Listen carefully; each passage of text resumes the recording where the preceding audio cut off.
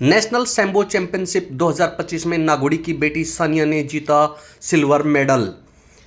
रजत पदक विजेता सैम्बो खिलाड़ी सानिया का ग्रामीणों ने किया स्वागत। आइए रुक करते हैं इस वक्त की नीमड़ा कोटपुतली बहरोड़ जिले से। आपको बता दें कि नगर पालिका क्षेत्र स्थित नागोड़ी गांव निवासी वीरेंद्र सिंह की पुत्री सानिया यादव 17 वर्ष ने हाल ही में हरियाणा के महेंद्रगढ़ शहर में सैम्बो फेडरेशन ऑफ इंडिया के तत्वावधान में आयोजित हरियाणा सैम्बो कुश्ती संघ की ओर से 29 मार्च से 31 मार्च तक आयोजित हुई नेशनल स्तरीय सैम्बो स्पोर्ट्स प्रतियोगिता में भाग लेते हुए 50 किलोग्राम भार युवा छात्रा वर्ग में द्वितीय स्थान प्राप्त कर गांव व राठ क्षेत्र का नाम रोशन करने एवं प्रतियोगिता जीतकर गांव पहुंचने पर ग्रामीणों ने छात्रा की सफलता पर खुशी जताते हुए उत्साहवर्धन करते हुए खिलाड़ी छात्रा सानिया यादव का नीमड़ा से गांव तक गाजे बाजे से जुलूस निकाल साफा पहना गुलदस्ते देकर स्वागत कर बधाई व शुभकामनाएं दी। आज हम पहुंचे हैं ग्रामीण अंचल में और आज हम पहुंचे हैं कोटपुतली बहरोड़ जिले के नीमड़ा नगर पालिका के गांव नागोड़ी में और आज हम बात करेंगे ग्रामीण जगत की खेल शख्सियत से। एक ऐसी खेल शख्सियत जिसने ग्रामीण क्षेत्र में रह करके आज अपने ग्राम समाज और अपने जिले का नाम रोशन किया है, ऐसी ही शख्सियत है आज मेरे साथ। हम इन्हीं से जानेंगे, इन्हीं की कहानी, इन्हीं की जुबानी, और हम बात करेंगे कि इन्होंने इस स्तर पर कैसे पहुंचे और इनको कौन सी कठिनाइयाँ आई। तो सबसे पहले हम बात करते हैं। जी नमस्कार। नमस्कार सर। क्या नाम है आपका? मेरा नाम सानिया यादव है जी।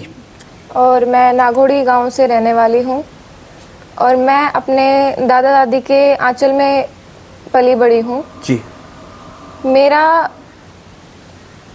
मतलब कि खेल में बचपन से ऐसी कोई रुचि नहीं थी, लेकिन जैसे मानते हैं कि अपने माँ बाप का सपना पूरा करना हमारा कर्तव्य बनता है, क्योंकि वो हमें बचपन से पालते हैं और इतना बड़ा करते हैं, एक कामयाबी के लिए पालते हैं। तो इसी कारणवश मेरे दादाजी आर्मी मैन हैं और अभी वो रिटायर हो चुके हैं और वो एक नेशनल प्लेयर रह चुके हैं एथलीट्स में, और वो अपना सपना पूरा नहीं कर पाए। कुछ परेशानियां थी और घर की परेशानियों की वजह से वो अपना सपना पूरा नहीं कर पाए और इसी कारणवश मुझे उनके सपने पूरे करने के लिए ये कदम उठाना पड़ा। और खेल के इस हिस्से में मेरे को आना पड़ा और इस खेल के हिस्से में आते समय मुझे बहुत से लोगों ने डिमोटिवेट भी किया, लेकिन सबसे बड़ी अच्छी बात तो ये है कि मेरे दादाजी ने मुझे मोटिवेट किया। जी साथियों, आप देख पा रहे हैं किस प्रकार से ग्रामीण जगत से निकल करके और आज स्टेट लेवल पर 50 किलो भार वर्ग में रेसलिंग जैसा क्षेत्र जिस पर कहीं ना कहीं पुरुषों का वर्चस्व है, उस खेल में आकर के और अपना पदार्पण किया है और न केवल अपने गांव का बल्कि अपने जिले का नाम रोशन भी किया है। तो सबसे पहले हम ये जो हमारे साथ जुड़े हुए हैं दर्शक, हम इनको कैसे बताएंगे कि आपका रुझान इस खेल की तरफ कैसे हुआ? मेरा रुझान ऐसे हुआ कि मैंने अभी आपको बताया कि एक तो मेरी कहानी ये है कि मुझे अपने परिवार का नाम ऊंचा करना था और मेरे दादाजी को उस नतीजे पर पहुंचाना था कि हाँ, कोई देखे कि हाँ, माता पिता ना होते हुए भी मैंने अपने परिवार का, अपने दादा दादी का नाम रोशन किया। और इसी के चलते मुझे अनिल जांगीर सर हैं जिन्होंने गांव में रहते हुए भी, मानते हैं कि जैसे गांव के जो लोग होते हैं वो डिमोटिवेट करते हैं, लेकिन उनमें कुछ ऐसी खूबी नज़र आई कि उन्होंने मुझे इतना मोटिवेट किया खेल के प्रति कि अगर हम खेल में आगे बढ़ना चाहें तो बहुत कुछ कर सकते हैं। ज़रूरी नहीं लड़के ही आगे बढ़ें, लड़कियां भी बहुत कुछ कर सकती हैं। और एक चीज़ आप देखने को मिलता है कि हरियाणा जो स्टेट है वो खेल में इतना माहिर है और इतना दिखाई देता है कि वहाँ पे स्टडी को इतना ज़्यादा फोकस ना देते हुए खेल को सबसे ज़्यादा माना जाता है, और हमारे राजस्थान में ऐसा बिल्कुल नहीं देखा जाता। ग्रामीण क्षेत्र से कहीं से भी मान लीजिए, अपने राज्य में राजस्थान में खेल के प्रति इतना प्रभावित कोई नहीं है और मैं इस चीज़ से बहुत ज़्यादा मतलब परेशान भी हूँ। ये चीज़ सबसे ज़्यादा कठिनाइयों में आती है। जी, तो जब आपका खेलों की तरफ रुझान हुआ, दादाजी ने आपको प्रेरित किया, तो आपको इस चीज के लिए निश्चित रूप से गांव की अगर हम बात करें तो गांव में संसाधन नहीं है, तो फिर आपको इसके प्रैक्टिस करने के लिए आपको कहाँ जाना पड़ता था? आप अपना अभ्यास कैसे करते थे? मेरा अभ्यास अभी तक मैंने बताया कि जो रेसलिंग है वो उतना मैंने अभ्यास नहीं कर पाई मैं, इसलिए ये मुझे अचानक से, जैसे अभी बताया कि जांगीड़ अंकल ने मुझे, अनिल जांगीड़ अंकल ने मुझे इसके लिए प्रेरित किया था, और इसी के चलते मुझे मिले मेरे कोच डिप्टी राम शर्मा। तो उन्होंने मुझे इसके रिलेटेड कुछ टेक्निक्स बताई। ये सिर्फ मेरी प्रैक्टिस है, 10 से 15 दिन की प्रैक्टिस है जी। और इसमें सबसे बड़ा तो श्रेय जाता है मेरे दादाजी को कि वो इस उम्र में होते हुए भी वो एक हार्ट के पेशेंट हैं, और फिर भी आप देख रहे हैं कि हार्ट के पेशेंट को बाइक चलाना और ऐसे मतलब घर में बैठना ही सही रहता है, लेकिन वो इतनी कड़ी मेहनत कर रहे हैं मेरे लिए, इतनी दूर तक बाइक चलाकर, और मेरी मतलब प्रोग्रेस कर रहे हैं। तो ऐसे ही चलते मेरे दादाजी मुझे रोज़ सुबह लेके जाते थे, और कुछ लगभग 10 से 15 दिन की मेरी प्रैक्टिस थी।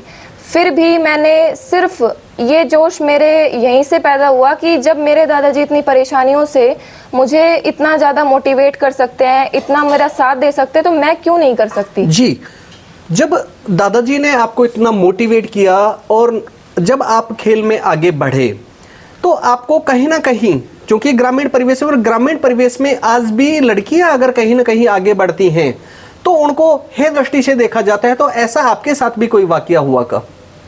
बिल्कुल, आप बिल्कुल सही कह रहे हैं कि हमें इस दृष्टि से देखा जाता है कि लड़की होते हुए भी ये खेल में निकल रही है आगे, और ऐसे घर से बाहर निकल के अपना मतलब प्रोग्रेस कर रही है, जबकि पहले देखा जाता था कि बेटियां सिर्फ घर तक रहती थी और अपने रसोई के काम तक ही रहती थी। लेकिन आजकल क्या है कि कुछ पेरेंट्स अभी भी हैं कि घर में रखते हैं बेटियों को, घर से बाहर नहीं निकलने देते हैं। लेकिन इसमें मेरा यही कहना है कि हर परिवार में माँ बाप को हमेशा अपने बेटा बेटी का साथ देना चाहिए, खास करके बेटियों का, क्योंकि बेटों को इतनी ज़्यादा मतलब बंधाई नहीं है कि वो घर में बंधे रहें, वो कहीं भी आ जा सकते हैं। बेटियों को सबसे ज़्यादा मतलब रखा जाता है घर में।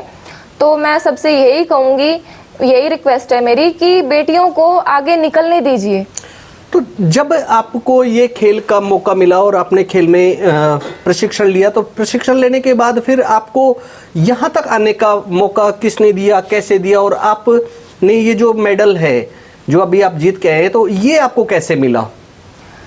ये मुझे मिला, जैसे कि मेडल की बात कर रहे हैं आप, जैसे मेरी प्रैक्टिस चलती रही, एक वहाँ पे जाने के बाद मैं थोड़ा डिमोटिवेट भी हुई, क्योंकि मुझसे ज़्यादा जो प्रैक्टिस की हुई थी लड़कियां, उनको देखकर थोड़ा मैं डिमोटिवेट भी हुई। लेकिन एक तरफ मैं देखती थी कि मेरे दादाजी की उम्मीदें थी, मेरी दादाजी घर पे रहकर बार बार परेशान हो रही थी कि मेरी बेटी जीत कर आएगी, मेरी बेटी जीत कर आएगी। लेकिन इसी चलते मैंने देखा, इनके चेहरे की तरफ देखते हुए मैं यही सोचती थी कि मैं कुछ भी हो जाए मेडल तो हासिल करके जाऊंगी। मानते हैं मैंने पहला पदक नहीं जीता, लेकिन शायद से मैंने अपनी पूरी कोशिश की और मैंने दूसरा पद हासिल किया। सिल्वर मेडल शायद मेरे लिए तो और मेरे जो फैमिली के लिए है, प्राउड फील है।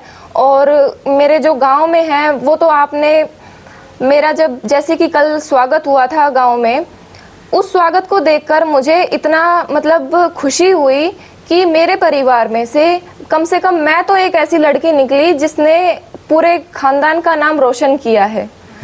तो मैं बस यही कहना चाहूँगी कि जैसे कि मेरा पूरा गांव खुश हुआ है, वैसे ही एक ना एक दिन मेरी वजह से और मेरे परिवार का नाम रोशन हो और पूरा देश खुश हो कि हाँ, सानिया ने कुछ करके दिखाया है, और मेरे घर परिवार का, गांव का और मेरे राज्य का नाम रोशन हो।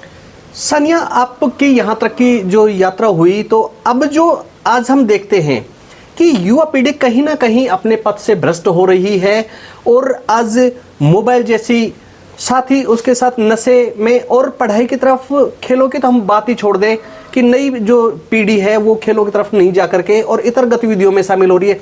तो जो युवा हैं जो खेलों की दुनिया में अपना भाग्य आजमाना चाहते हैं और खेलों में आना चाहते हैं, तो आप उनके लिए क्या संदेश देना चाहेंगे? सबसे बड़ा संदेश तो मैं ये देना चाहूँगी, जैसे कि आपने बताया कि मोबाइल फ़ोन है वो सबसे ज़्यादा भ्रष्टाचार फैला रहा है। मोबाइल फ़ोन एक ऐसी चीज़ है जिसमें गलत चीज़ें भी है और अच्छी चीज़ें भी है, लेकिन वो हर इंसान की एक मेंटलिटी होती है कि इंसान किस तरफ जाना चाह रहा है। एक दूसरी चीज़ ये है कि घर में जो बड़े बुजुर्ग हैं, बड़े लोग हैं, वो रोक टोक करते हैं तो बच्चे कहते हैं कि ये मेरे साथ नहीं होना चाहिए, लेकिन वो आगे जाके उनकी भलाई के लिए है। और एक तरफा देखा जाए तो बच्चे उस टाइम पे फैमिली से दूर होना चाहते हैं कि ये तो रोक टोक करते हैं, और कुछ फैमिली ऐसी होती है कि वो उनको बिल्कुल खुला छोड़ देते हैं और वो एक ऐसी गलत राह पकड़ लेते हैं कि वो उस गलत राह को छोड़ ही नहीं सकते हैं, क्योंकि वो उनका एक ऐसा मुद्दा बन जाता है कि वो उनको लत पड़ जाती है उस चीज़ की। तो मैं तो ये कहना चाहूँगी कि हर फैमिली में, अपनी फैमिली में ऐसा स्ट्रिक्ट पर्सन होना चाहिए कि वो अपने बच्चे को बिल्कुल सही राह पर लेके चले, क्योंकि गलत राह बच्चा बहुत जल्दी पकड़ता है और सही राह बहुत कठिनाइयों से पकड़ता है। तो स्ट्रिक्ट होना बिल्कुल सही है और मैं तो हर पेरेंट्स से यही कहूँगी कि स्ट्रिक्ट हो, लेकिन एक चीज़ ध्यान रखे कि जब बच्चा सही राह पर चल रहा है, जैसे कि खेल हो गया, पढ़ाई हो गई, दोनों चीज़ें बिल्कुल सही है, लेकिन अगर फिर भी फैमिली उसको रोक टोक कर रही है कि पढ़ना नहीं है और खेल कूद में ध्यान नहीं देना है, तो वो चीज़ गलत है। खासकर लड़कियां जिनको खेलने नहीं दिया जाता है। अब जैसे कि आप देख रहे हैं कि लड़कियां आगे निकल रही हैं, लेकिन उनकी फैमिली से आप पीछे उनका बैकग्राउंड देखते हैं तो उनकी फैमिली उनको रोक टोक करती है। जैसे कि उनका फिर आगे नेशनल होता है, इंटरनेशनल होता है, वो आगे जीतती जाती हैं, अपना पद हासिल करती जाती हैं, तो फैमिली उनको साथ देती है। लेकिन अगर उनको स्टार्टिंग से ही मिल जाए साथ तो कितना बेटर होगा, आप ही देखिए ना। तो मैं तो यही कहूंगी कि हर फैमिली में रोक टोक भी होनी चाहिए और सही चीज पे साथ भी देना चाहिए। और जो युवा नशे की तरफ जा रहे हैं उनको आप क्या कहना चाहेंगे? नशा तो आप देखिए, नशा तो इतनी गलत चीज है कि उसके लिए तो कोई शब्द ही नहीं है। बात ऐसी है, नशा करना एक ऐसी बुरी लत है कि नशे में इंसान इतना पागल हो जाता है कि जैसे कि मैंने बताया गलत राह पकड़ता है, उस गलत राह में ये भी एक चीज़ आती है। नशा तो आप मान लीजिए इसका नेटवर्क का भी है, जैसे कि सोशल मीडिया है, सोशल मीडिया भी एक नशे के रूप में आता है। और वैसे भी कुछ पदार्थ हैं जो नशे के रूप में आते हैं। तो पदार्थ तो कुछ ऐसे हैं कि अपना सेहत का फिटनेस बहुत ज़रूरी है, और जब तक इंसान में फिटनेस नहीं है वो कुछ नहीं कर सकता आगे। चाहे आप खेल ले लीजिए, पढ़ाई ले लीजिए, चाहे वैसे घर के काम ले लीजिए, मानसिक रूप से वो बिल्कुल ख़त्म हो जाता है। और मानसिकता जब तक नहीं है शरीर में तब तक इंसान कुछ नहीं कर सकता, क्योंकि दो चीज़ें हैं, एक तो शरीरी और एक मानसिक।